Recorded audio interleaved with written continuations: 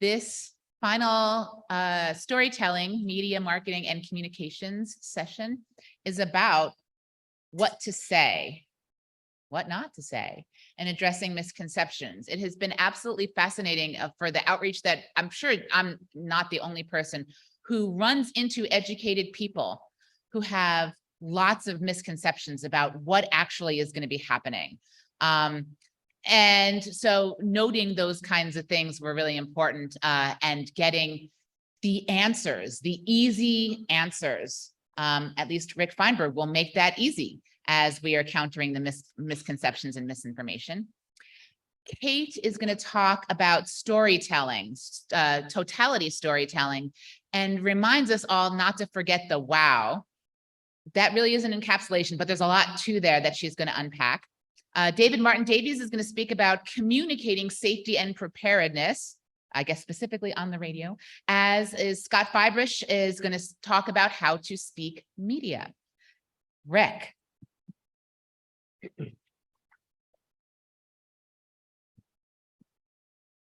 Thank you, Deb. Good afternoon. I normally don't read anything, but I wanted to make sure I didn't leave out anything important. So let me begin by saying that I'm going to mention some of the errors that I have encountered in looking at articles, images, videos, and so on in newspapers, magazines, online sites, and also things that I've heard in responses to public presentations I've given. I've given presentations to all age groups, all education levels, urban and rural. And I also, because I travel a lot and because I get around, I have random encounters with people. And if they happen to ask me what I do and I don't lie, and I tell them I'm an astronomer, they want to start talking about astronomy. When they hear about the eclipses, they want to start talking about eclipses, and they make a lot of interesting, untrue comments. So when an error can be traced to a misconception, there are well-established ways to work toward countering that misconception. Educators know this, outreach people know this. But what I'm more concerned about is when errors of fact are published in what are reputable sources, or at least purport to be reputable sources, newspapers, magazines, science websites, and so on. So the motivation behind this talk is to help, well, first of all, since you're not all astronomers, to help you recognize some common misconceptions and misinformation, which again, misinformation is not deliberate. It's wrong, however unintentionally. And I'd like us to not contribute in our own way to the public's growing distrust of experts and the media. So that's my motivation. Okay. I should be able to figure this out. Okay, so I want to start by looking at this map, which you've seen a lot because it's on the cover of all of our stuff. So when Michael Zeiler, who made it, and when I, who use it all the time, and when most of the astronomers and eclipse people look at a map like this, we know exactly what we're looking at, okay? But I want to tell you, none of the things I'm bringing up are made up. I've encountered these things in the media or in public presentations. So which way does the shadow move across the continent? So does it go that way? Does it go that way? Does it go that way or that way? Well, there's the answer. And actually, this question came up during a radio interview the other day.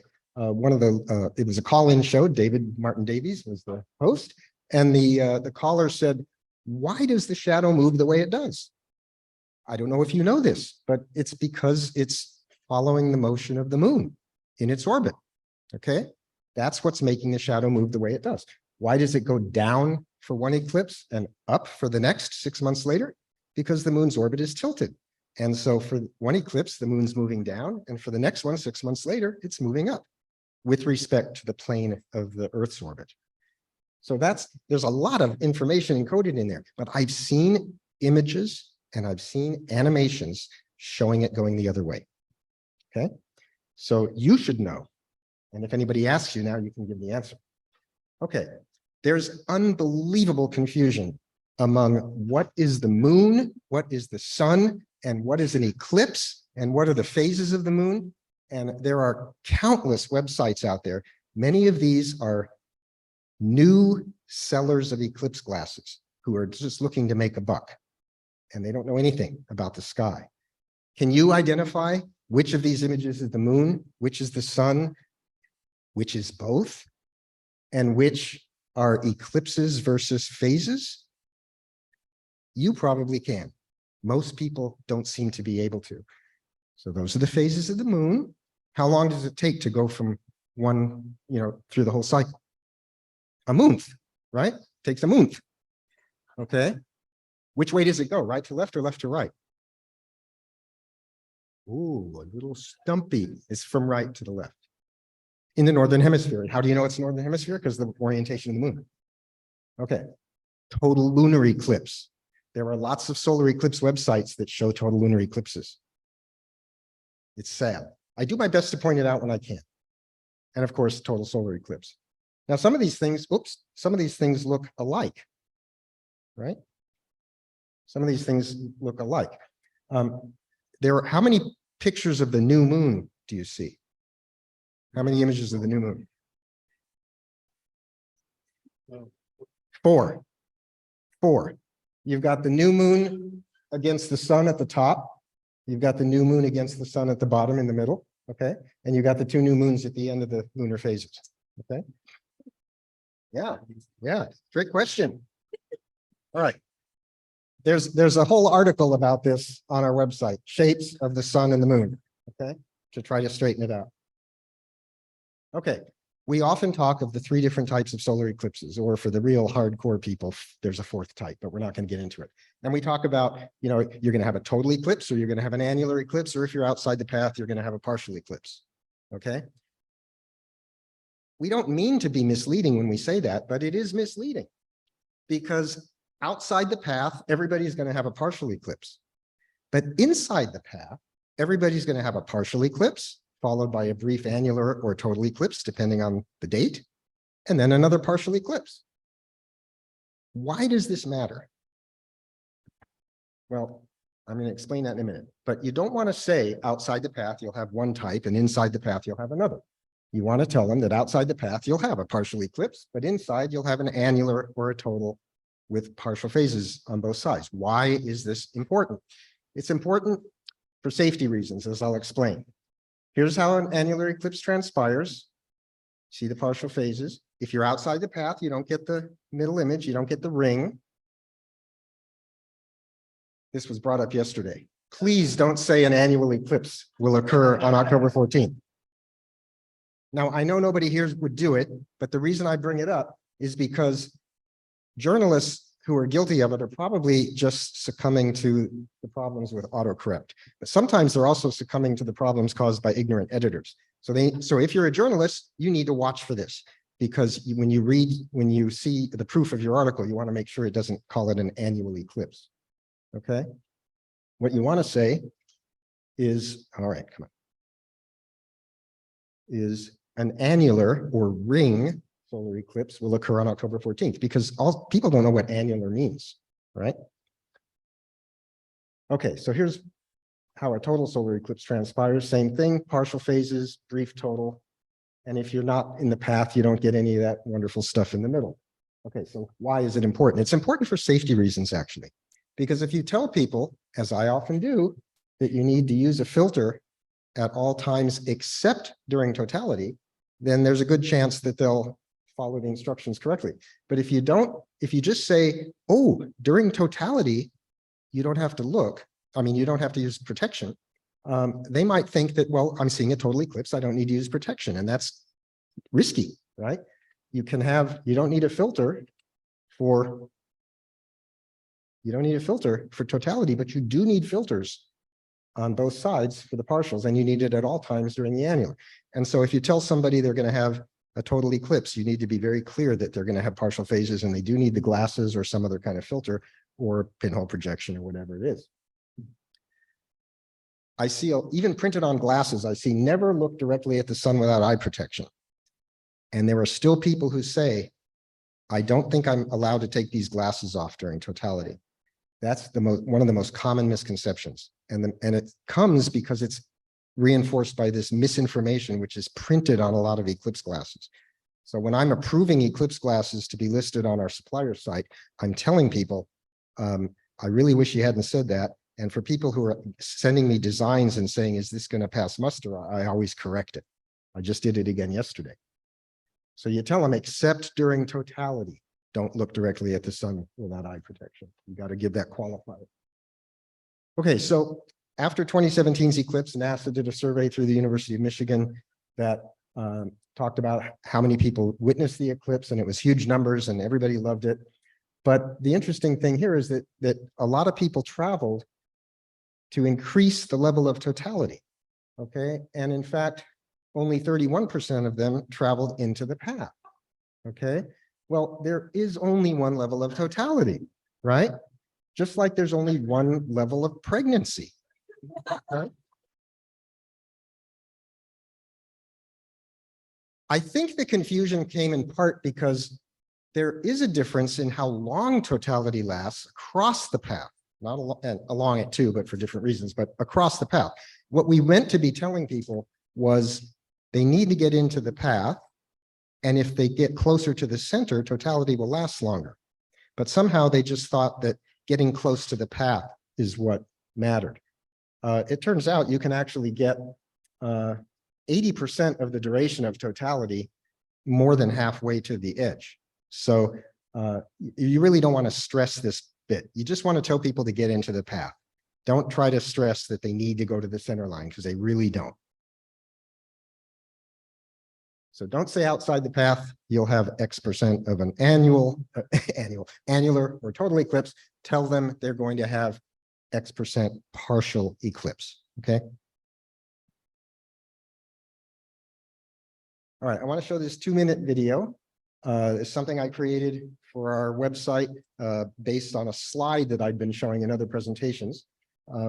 So it explains, it's going to be a graph, and it's going to show you how the ambient light level changes going from the beginning of the eclipse to totality. And the main point is that it doesn't get very dark for anything other than a total eclipse. And when it does get dark, it happens really fast. Okay, so it goes from a brightness of 1, I can't use that, 1 at the top, factor of 10 with each horizontal line, to a factor of 1/100,000th illumination. The horizontal axis shows eclipse magnitude, or the fraction of the sun's diameter covered by the moon. And I'm going to convert it now to just elapsed time, because it's easier to look at it that way. So it takes about 75 minutes to go from uneclipsed to fully eclipsed, totally eclipsed.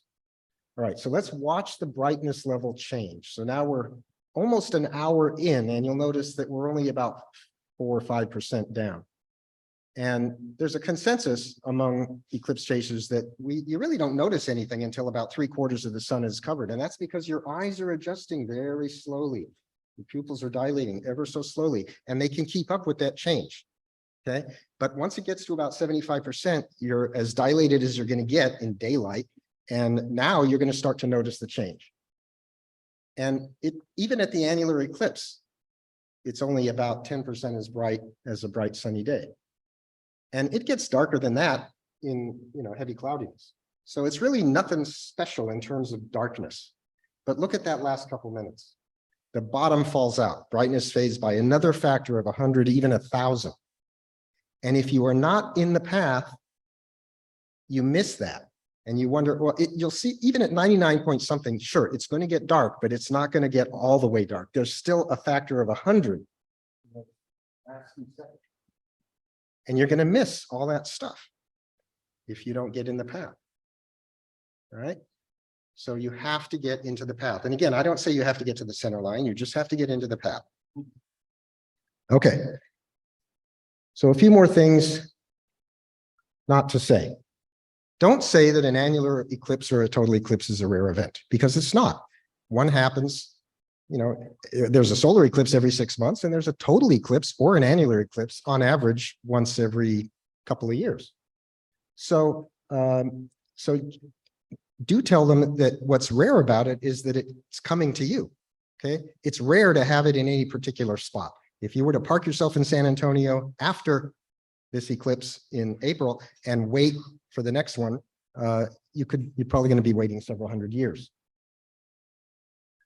Don't say it's a once in a lifetime experience. That discounts the fact that I've seen it 14 times. Okay. Have I lived 14 times? No. Say that you should try to see one at least once in your lifetime. Okay. It's worth it. Now, a total solar eclipse is important scientifically, but nobody except scientists cares about that. What you should say instead is a total solar eclipse is the most beautiful and genuinely awesome celestial spectacle that you will ever experience. Tell them that. That will motivate them more than thinking, ooh, it's really cool scientifically, even if it is. And finally, what are those pink things? What are those pink things on the edge? Most of you know their prominences, but often they're called flares, even by otherwise knowledgeable amateur astronomers. Okay, but a flare is a sudden, very intense brightening of the sun. All these phenomena are interlinked, but a flare is a specific release of energy, very powerful, shows up mostly in X-rays, ultraviolet, radio, gamma rays, rarely visible. Prominence is there's energy involved, there's magnetic fields involved, but it's gas that is entrained in magnetic fields above sunspots. Sometimes prominences result in flares, sometimes flares result in prominences, but they're not the same thing. Are those flares? Those are brightenings. Are they Bailey's beads? No, they're Bailey's beads without the E. Almost everybody puts in the E. It's named after some guy named Bailey without an E, all right? Francis Bailey, one of the first astronomers to describe them in print. So there's all kinds of subtleties out there, and language matters. You know, what you say matters, how you say it matters.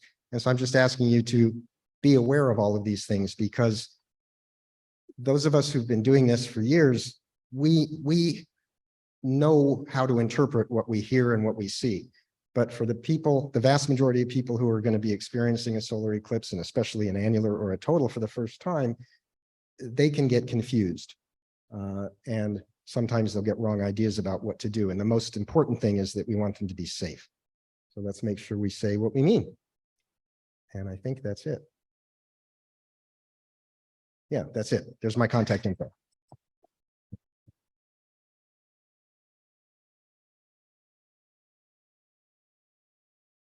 Thank you so much. Next up, we have Kate. Do we have Kate? We have Kate. Totality storytelling. Okay.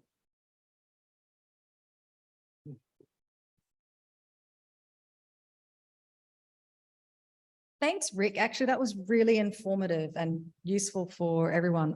I especially love that graph that shows the dramatic drop in light. That's really useful to share with people. So now it's not forgetting the wow. So if you can stand up comfortably, please stand up. Feel free to shake your, get going again. Stay standing if you've ever done a media interview.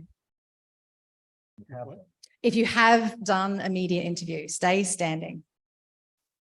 Oh, that's pretty impressive. So most people in the room have actually been interviewed by the media. Is that correct? Excellent. Stay standing if you walk away from every one of those thinking, yes, nailed it, and it went perfectly.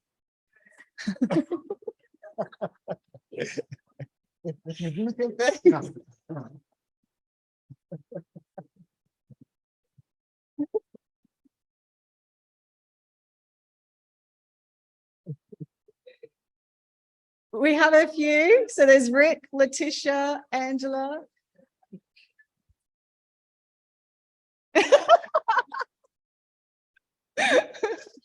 Wow. That's the end of the story. How impressive, because, there's an assumption that, that people can be new to this, but I think most of you are very experienced at this, and it's just useful just to get that visual. Thank you. So I know for me, one of the challenges I find when I do media interviews is they ask you real complex questions, and then they say, well, just in a quick soundbite, or I just did the interview with Ella upstairs, one word to describe the eclipse experience. I'm like, and I'm a psychologist, and emotions to me are full, and I talk a lot about them. So it's very hard to condense anything down to one word, but it's impossible to do that with the eclipse experience because it's so complex. And when I first started researching the eclipse experience, I did so because there was a need to describe it to other people, because it's just so indescribable, it's ineffable. And in my first book, Total Addiction, I interviewed lots of eclipse chasers. We teased out the elements of the eclipse experience, got it all there. And I thought, okay, this would be easier to convey to the media, right? It's so hard. It's really hard. Over the years, I have found that I have condensed it down to a sound bite, and it's actually taken quite a long time to be able to do that. So now you have a sound bite, and it's much easier to then say or start with the sound bite and then expand on. And whenever I try and do an interview, I always try and make sure I get my sound bite in. And if it doesn't crop up or it's not easy, I just throw it in there at the end. So I encourage you to get your own sound bites, whatever that may be, for the things that you're trying to communicate with other people. So that's mine. Feel free to use mine as well. So let's imagine that you're sitting there and you get the request in for an interview. So whether it's an email or a telephone call. And we had a really great panel yesterday from the journalist's perspective, and that's fantastic. I learned a lot from that. But usually it's like, hi, I'm so-and-so, I write for so-and-so. I'm doing a story about da-da-da, and I'd love to talk to you about. And if they're really good, they'll say my deadline is. So if you get all that information, so any journalists in the room, most of you actually do this. You're really good. You keep it short, focused, and it's really clear. And so we know how to respond very quickly to you. So that's great. Now, sometimes you get a journalist who has no interest in it. You get on a Zoom call, and I give a lot of time to journalists because I want to convey the experience of totality. So that's what they call me for. But then you have someone, you know that they've just been given the topic, no interest, they haven't done the basic research on it. And it's kind of frustrating because no matter how excited you get, they just don't get it. And it's like, okay, they're not the right person to be able to write a story about the emotional impact of totality. So I've learned over time that that's not the best use of my time. In the past, I would have spent my time trying to convince them, but actually when things are so busy, you just can't. So I try and get a sense of, what are they writing for? Who are they writing for? What's the audience? And if that's the investment of my time, then I go ahead with that. But on the other side of the equation is when you have a journalist who's really interested in it, and you can tell, and they are such a joy to have a conversation with. So, is April here? I mean, you've seen an eclipse, and I think journalists who've seen eclipses are it's just so thrilling to be able to share stories. Jamie Carter. So Jamie's my favorite. And often our conversations go for quite a long time, 2.5 hours was our last one. Because there's a lot to unpack, and there's often more things that you want to tease out of there. But the interesting thing is that when I do interviews with journalists who get it, love it, it actually makes me think about things, and it helps me generate new ideas and thoughts. So it's actually a really helpful process for everybody. So it's very enjoyable. Now, you might have the reason, your reason might be different for doing interviews. So you might need to have something you need to convey, like an event or whatever your community is doing, whatever the purpose is that you're going in to do this, you always have that content. And, it's good practice to have the 6 whys, the what, who, when, where, why, how. But with the content comes the process. And sometimes we don't think about that. So the process is about how you deliver that, really. What's the emotional interaction between you and the journalist? And then there's also the key message. So whenever you come across the request for doing something, you look at your content, but don't forget that what's your overall message? What would you like them to be left with? What message would you like them to be left with? Because that's really good to state at the front and then also at the end. Now, I'm saying this and I don't do this all the time. So don't think that you get it and then it's consistent because it's still a learning process. And so, from yesterday's session, I thought, okay, what would be helpful to know from your perspective about now if you're going to get lots of journalists calling you and making contact about what you're doing for next year. So I thought I'd put my psychology hat on and, welcome to Kate's couch. And just 3 tips. The first is about managing your physiological reactions. Now, I'm sure all of you know about the flight and flight response, our autonomic system. This is how we experience and interpret the world. So we know we'll get that phone call, or we say, oh my goodness, I've got a journalist interview, I've got a media interview. Anxiety raises. And then, you might be, when our anxiety raises, our pace of thinking goes faster. Our clarity can get a little bit lost. And with our pace of thinking, lots of extra thoughts come in there too. What if I'm crap? What if I say something wrong? This train of thought can really get out of control. But it's the physiological response that comes with that too. Now, it's interesting because there's a lot of research that says that there are some people who are more primed to have physiological responses to things like totality.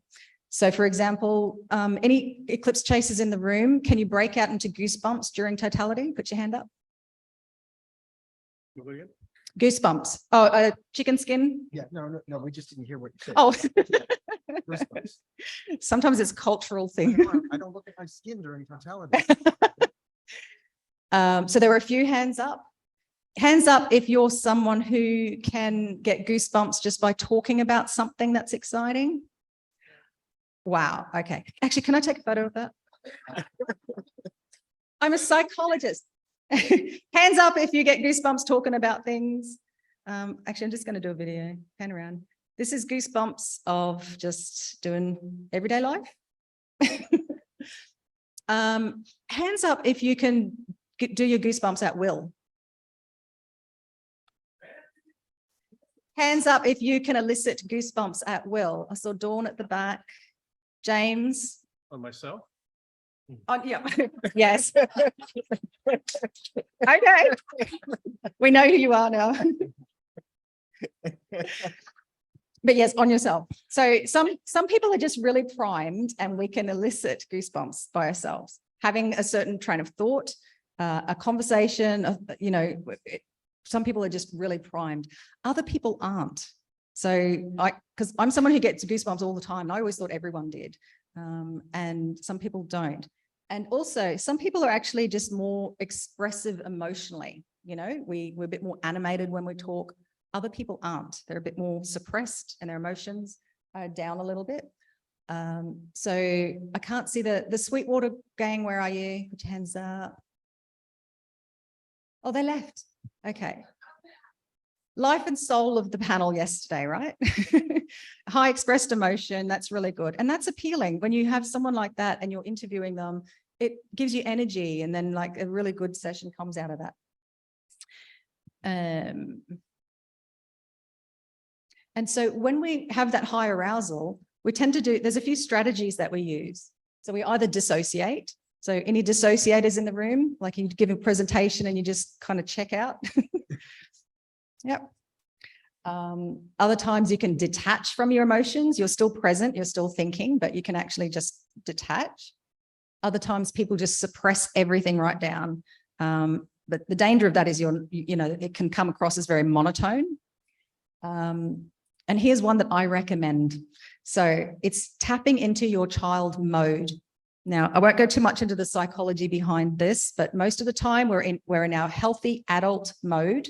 Right? We can think very logically, rationally about things. We can dip into our child mode. And that's when we tend to feel a bit more vulnerable about things. Something happens that will trigger us to get into that child mode. When we're doing an interview about something that you have to show a lot of emotion, you can dip into your child mode to use that energy, right? You can use it to your advantage. So that's why when I do interviews, I can actually become quite animated and when we're talking to children, we tend to do that naturally. We tend to dip into child mode to be able to communicate with them. So it's something that's there. And just remember, you can do that to tap into that energy. So a top psych tip number 2, manage your thoughts. And it's really useful just to think about it in a very simplistic way, that when we think about if we go over the things that happened in the past, that's rumination. That's when we say, God, I was terrible. I was awful. I'm always bad at that. I'll never get this right. So if you recognize that, I won't get you to put your hands up. But people like that tend to be more prone to depression. You can understand why, because you're kind of like stuck in the past and you just kind of get in your train of thought there. The alternative on the other side, if you're future oriented, you have those things of, what if this happens? What if I say something wrong? What if I get misquoted? What if it goes viral for the wrong reasons? So you're oriented in the future. And those people more prone to what? Anxiety. Yeah. Some people are very lucky in that they're prone to both. And in my clinical practice, I get people to say, well, what percentage are you there to there? And how does that work for you? But interesting that there is that space in the middle, which is in the here and now. And that's where it's useful to be and to be grounded in the here and now, because that's where you are not preoccupied with how you did the last time or what if something bad happens. You're just in the moment. And you can do things just before your interview, like, taking a few deep breaths, grounding yourself. So if you're standing up, just feel anchored to the ground, that you're here in that moment. If you're on a chair, just feel the chair underneath you. Notice things around you. So instead of detaching, you can actually just be present. So, and just keep in mind that. So it just helps you to stay in the moment, because when you're in the moment, you're more connected with the emotions and you're more able to then convey that to other people. Make sense? Top psych tip number 3. It's not about you. It's about your message. And, the information can be conveyed on a website or in a flyer. So you have to ask yourself, what different message, what's the difference in you conveying this in person compared to what they can get on an information sheet or on the website? And so don't be preoccupied with how you appear, how you look. Just be you. And it's the information that people are looking for. And you know more about that than the other person. So you don't feel the need to feel like a fraud, because you actually have the information you're trying to convey to other people. You do know what you're talking about. So to summarize, you've got the content and, the 6 whys. And I'm always saying, don't forget the W, don't forget the wow. Think about the process, the energy that you bring to that, but then also the key message as well. Try and make sure that you have that before you go into the session, so you're very clear about what you want them to get out of it, and that helps with your communication. So there you go. Thank you very much.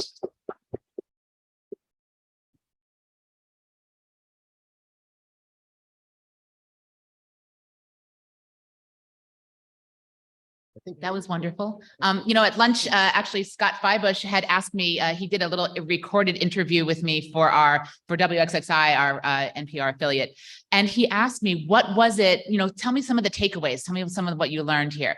And I wish he'd asked me after this session, because Kate gave me a name. She gave it child mode. That's it. I've called, being a total dork, or my children call it painfully cheerful. So I've used both those, but now I have a phrase. It's child mode. Thank you so much.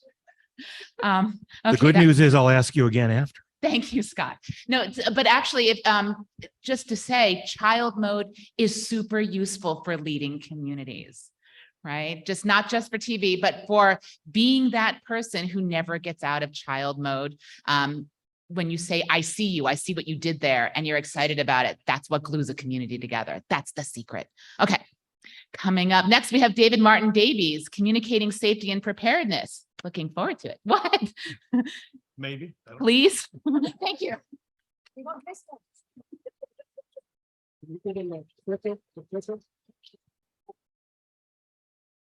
Oh, I don't have anything. Didn't really prepare for this, sorry.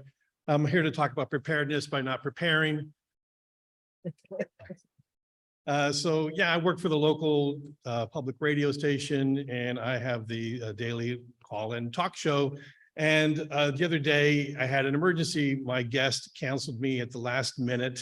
And I said, oh, I need somebody. We're going on the air in 2 hours. What are we going to do? And I told my producer, get that Eclipse lady back on, let's get her back on. So we had Angela Speck on a few weeks ago, and she was fantastic on the air. And she had told me if we ever need anybody that she can come back on. And I said, well, the Eclipse is still coming. Let's talk to her. And she brought along a friend, Rick here, and we had them both on the air. And we had a great program, a lot of calls, a lot of engagement, a lot of good information. And so the lesson, I guess I want to bring out there about that is when the media needs you, they need you now. And that sometimes they can't predict what they're going to be doing from one day to the next. And unfortunately, they're going to rely on you to have the flexibility to help them out. But we were able to put on a really good program and help a lot of people. And we can't wait to have Angela back on to talk about more cosmic events. But some of the lessons that I've learned is don't call it an annular eclipse. Sorry, Rick, because the branding is better when you say ring of fire. Well, what's more exciting to you? What's going to get kids more excited, or anyone? I'll say, we're going to have a ring of fire. We're going to have a ring of fire up in the sky today. And that's really cool. And then you say, well, here's the actual name, annular eclipse, and this is why we call it that, but we can call it ring of fire today. And so, and when you talk to a reporter, the first thing they're going to ask you is like, why should I care? And it's going to blow your mind. It's like, what do you mean, why should I care? Well, yeah, we're going to have an eclipse here. And a reporter says, yeah, but so what? It's like blows your mind. And it says, well, not everyone gets to experience this. This is a really cool event. But like you said, bring out the child in you.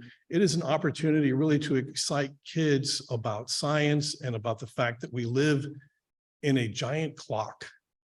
And all these pieces are moving all the time. And we don't always really understand what's going on or experience it. But when you see these two pieces kind of moving together up in the sky and you feel it, suddenly it comes into focus how we're in a really beautiful instrument. I was lucky enough to cover a total eclipse in Mexico and Baja California in 1991, and it had about 6 minutes of totality. It was really, really cool. I was with a bunch of scientists. We were in the middle of the desert. They had animals in cages and all these different instruments they were measuring. And I like to tell people about how I felt during that experience. And I didn't know what to expect, even though I had been writing about it for quite a while. But being there, you see the sun, the moon gobbling up the sun piece by piece. And then suddenly totality and the temperature drops and the wind comes rushing in. And you look all around you, 360 degrees. You see sort of a sunrise, sunset phenomenon all around you. You saw the wiggly shadows on the ground, and everyone is like running around taking measurements, and you look up in the sky and it looks like someone punched a hole in the middle of the sky, and it's beautiful and it's amazing, and it does something to you, it changes you. And I can understand why people chase this effect all over the world. And to be able to describe it that way, who wouldn't want to experience something like that? And who wouldn't get excited about science, about experiencing something like that? And it's so contagious. And I really think the more you prepare, the better the experience will be. So we can tell kids what's going to happen, tell them about, how to protect themselves and their eyes and everything else. That's great too, but also just understand that they're going to be sharing this experience with their family members and their classmates and their community. We don't share much anymore these days. We're all in a very stratified society. And that's one of the beautiful things about the eclipse, is that we do get to experience it all together. And I'm looking forward to that. Now, reaching out to the media, and trying to get them to communicate that is very difficult. But every TV station has a guy who is kind of like their expert, their weatherman, and he wants to be the expert. So they may not put you on the air to interview you, and so that might make you feel good. But you can provide information to their weather guy, and he will provide it on the air. And he's an expert at selling cars and talking about the weather. So if you can funnel him information, or him or her, and they'll do a great job, and they'll love doing it because they have to fill a lot of time on the air. So I would definitely recommend that you set up some sort of connectivity, some relationship with your local weather guy, and have that work out for you.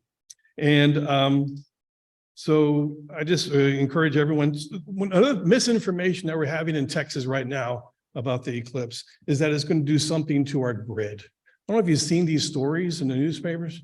They interview people from ERCOT and the energy, but they don't interview any experts on eclipses about what's going to happen. So the reporting is that our janky grid is somehow going to be impacted by the eclipse because we have solar power in Texas.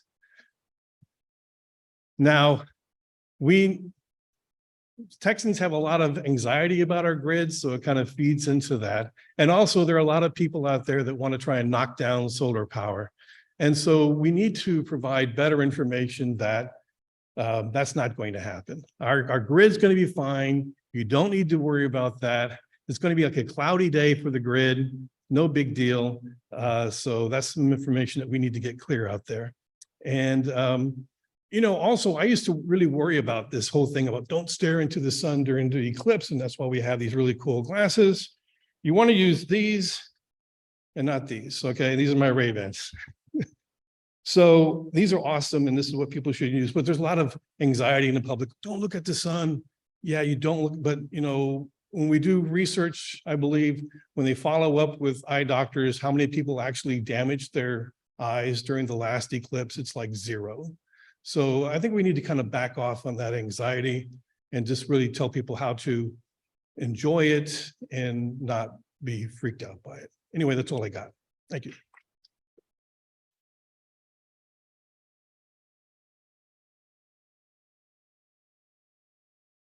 Thank you so much. Scott Feibush, another public radio guy. You got something different, right? I got something different. He's prepared. Hi. I think I've met about half of you already, so just a very quick introduction here. It's also on the side. There we go. Here, press, I'll show you.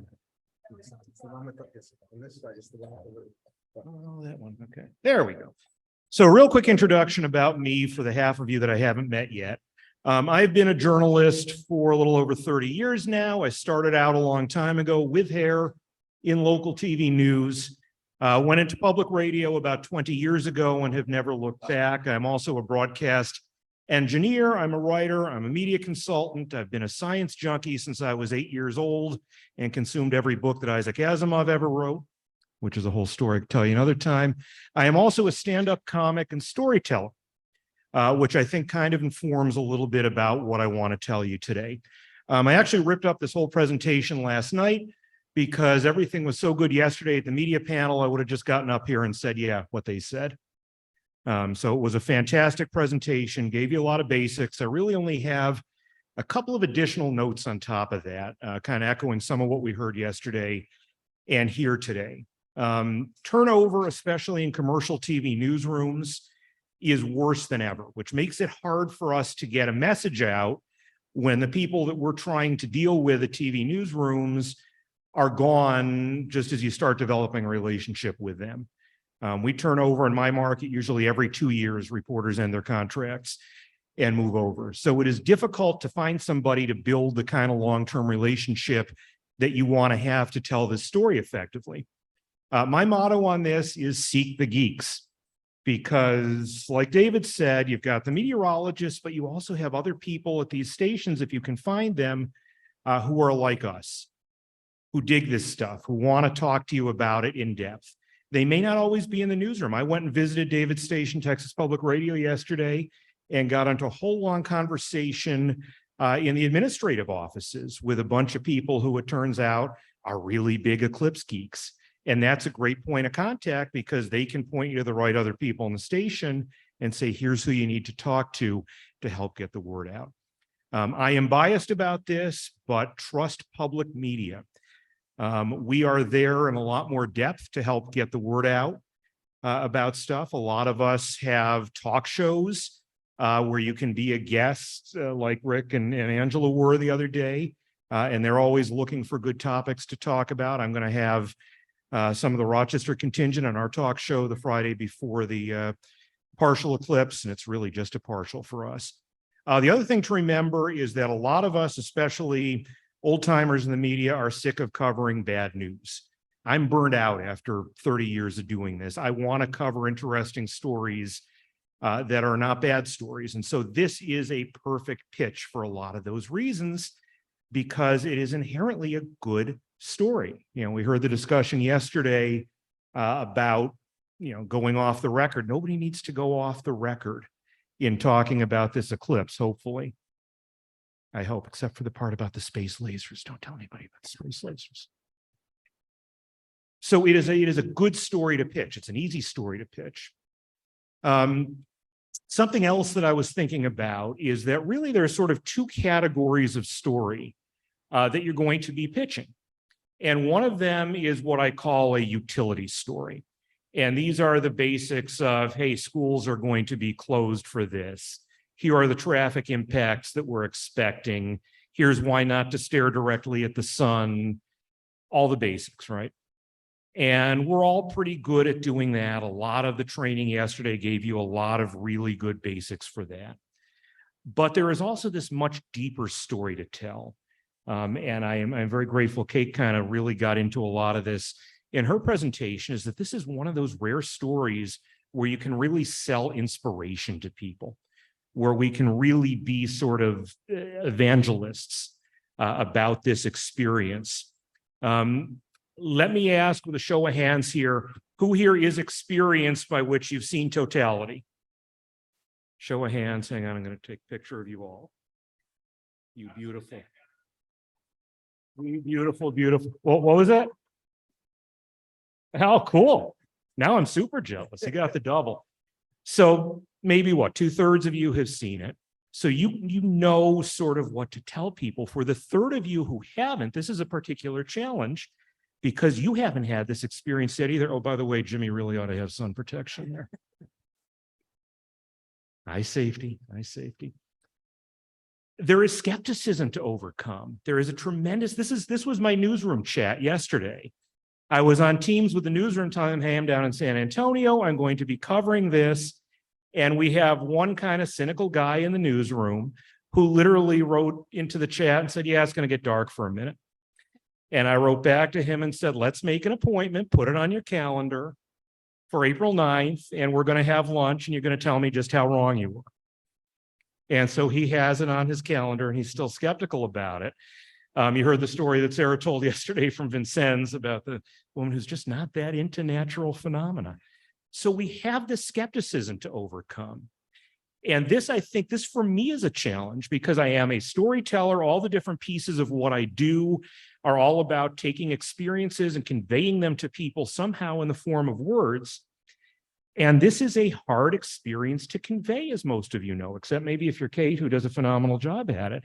But I still find this to be a challenge. I did Story Collider, which I think some of you may have heard of, which is storytelling about science. They had me on in Boston back in June talking about my eclipse story. We're short on time, so I'm going to just zip through this really quickly. I went to Kentucky in 2017. These are the pictures that I took. They're okay. People did better ones. These are the pictures that I should have taken more of and the things that I want to remember and the stories that I want to convey.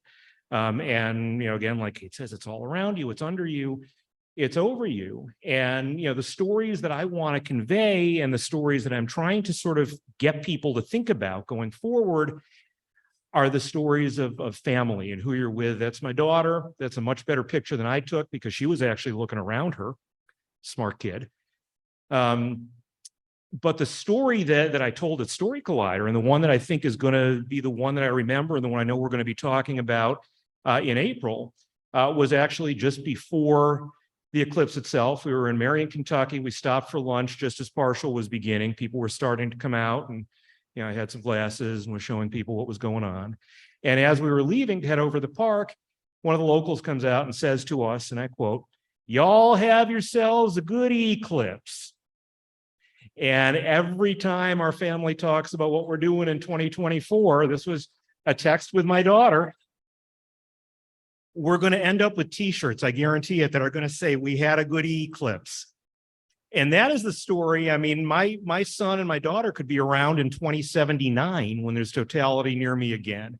That's the story they're going to be telling my grandchildren and great-grandchildren about when they were kids and they went to Kentucky. So these are the stories that I want you to be thinking about. And this is sort of the challenge that I have to you, and we're running out of time here.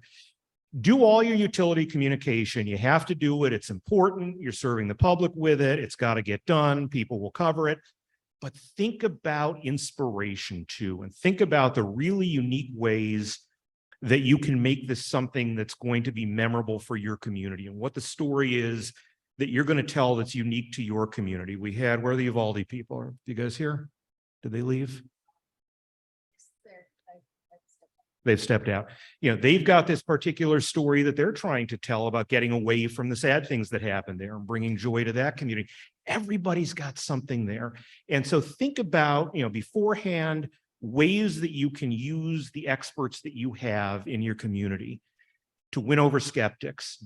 During it, try to find these unique stories and bring them to your media contacts that you've made. And then afterwards, and this is something I'm really looking forward to this next panel, capturing some of these memories and how we're going to preserve that.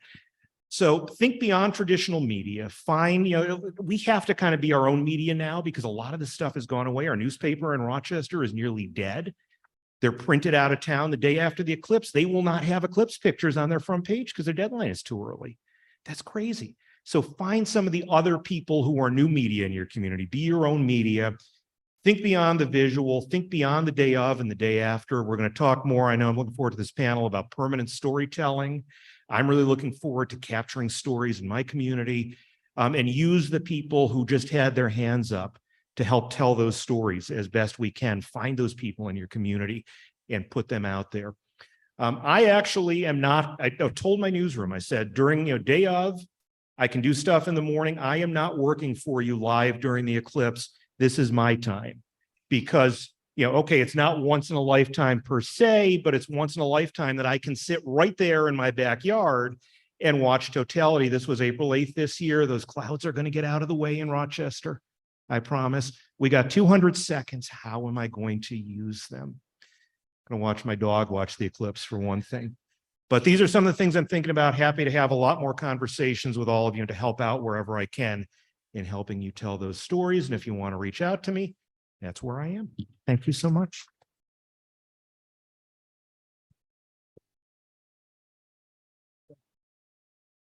Thank you so much for that, Scott. One of the things that I want to emphasize also, as we're all doing this storytelling, yes, this is the last day of this conference. This is not in any way the last day you'll hear from us. I have an ask for all of you, which is your media, your video of 2017, the people around you as it went to totality. If you have video that you'll let us use to give out to media, in part to use, but more to persuade them that this is a thing. Please, if you can, right? Because they don't believe it necessarily, right? That's what we've all been hearing. So, but those moments are priceless. And if you'd be willing to let us use them, I'll be sending around a place where you can upload those videos of the moment of totality at 2017. It'll go farther. Thank you. Okay, let's have questions for our panel, please.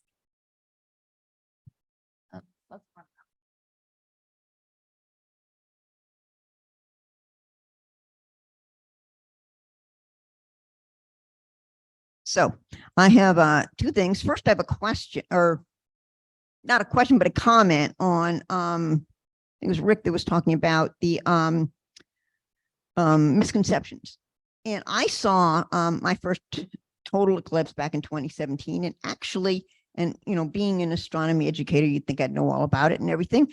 But one of the things that actually caught me by surprise was that the sky didn't get dark and all the stars didn't come out. And I was on the center line and I'm like, I thought the sky was going to get really dark and all the stars would come out, and it didn't. It didn't get that dark. It got dark like around dusk so that you could see a couple of planets.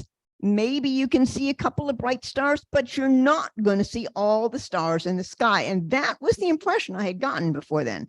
So when I'm doing this, I try to tell people it's kind of like dusk when, the sky is getting dark and you see sunset around you, but it's not going to be completely dark. So that's the one misconception that I've never heard anybody talk about, but it's something that I keep hearing. Oh, it's going to get really dark. No, it may not. Now, maybe some locations will get darker than others. And I think that this one, since it's longer, it may get dark more, but I'm not sure. Do you have something to say about this? Yeah, the impression when darkness falls at totality is that it gets really dark real fast. And that's because your eyes haven't had a chance to adapt, right? The darkness comes on so quickly that your pupils don't dilate it right away. But then you realize, yeah, it's not. So I try to describe it as deep twilight. Some people will say, oh, the difference between totality and a partial eclipse is literally the difference between night and day, but it's not quite true. And that's probably hearing things like that made you think of that. I don't tell people that the stars come out. The only time I ever saw a star during totality was in 2017 because Regulus was right next to the eclipse.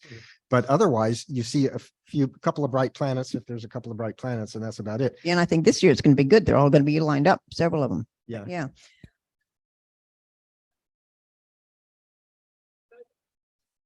Right. Can you repeat that just for the recording? Because actually, can you repeat that observation just for the recording?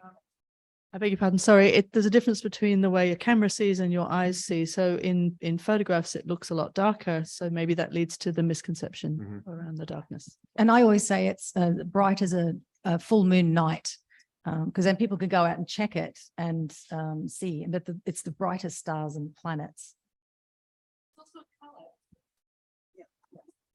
Well, I think there's another effect that comes in that we need to worry about, which is it's all about the light scattering. So if you have a completely clear sky, it's going to be a different level of darkness than if you've got scattered cloud around. So for instance, where I was in Columbia, Missouri, it wasn't super dark. We could see the planets, but not, I frequently use Rick's picture, which does have a star in it. But down the road, 10 miles away at the river, they had much less cloud and it got darker. So there are many factors that lead into what level of darkness it's going to get to. And so I say it's going to be anything from, late twilight to full moon dark, because I think that gives a good range and doesn't mislead people about how dark it's going to get. One other thing I want to just mention really quick, which kind of works with your taking your memories and looking around and getting some good videos. My favorite video from 2017, which is available on YouTube, is this little kid. And if anybody wants to see it, just look up "little kid gets excited." It's actually on the National Solar Observatory's YouTube page. That's their video. It is cool. It is, this little kid gets so excited, and it's just amazing. So anyway. Speaking of darkness, what are the chances of ponds being visible during the totality? The comet, ponds. Yeah, there will be a comet not far from the sun during totality in April. But, some people say, well, it could reach naked eye brightness, and it could, but naked eye brightness in a dark sky is not the same as naked eye brightness in a deep twilight sky. I think it will show up in photos. There have been, even in 2017, or maybe not 2017, like 2020 or something, somebody captured a small comet in a photo. It will show up in photos, and it might show up in binoculars, but you need to know exactly where to look, and you can just check a planetarium program or something for it. But it's not gonna be like, oh my God, there's a comet, because it really will be hard to see if it's visible at all. First, I had an argument with an editor over what the sky looks like during totality. I told her I wrote that it was deep indigo, and she said everything else says it's black. So I had to do a lot of research and find other photos of the indigo sky to send to her. She was very, very particular. But in an effort to combine both science and safety, I tell people that you can look during totality because you're not looking at the sun. You're looking at the back of the moon. So I realize the astronomers are going to get mad at me because the corona is the sun, but nonetheless, you're not looking at the disk of the sun. You're looking at the back of the moon. Actually, you're looking at the front of the moon. Front of the moon. Sorry. You're looking at it unilluminated. Yeah, Okay. that is truly the dark side of the moon, but Okay, tonight but it's the bright side of the moon. the front of the moon. So between that and the next thing I'm going to say, I will never be invited back. So I'll say goodbye to all of you, which is that I am still going to call them rare because every 18 months in an awkward place to me is rare. So sorry. Goodbye.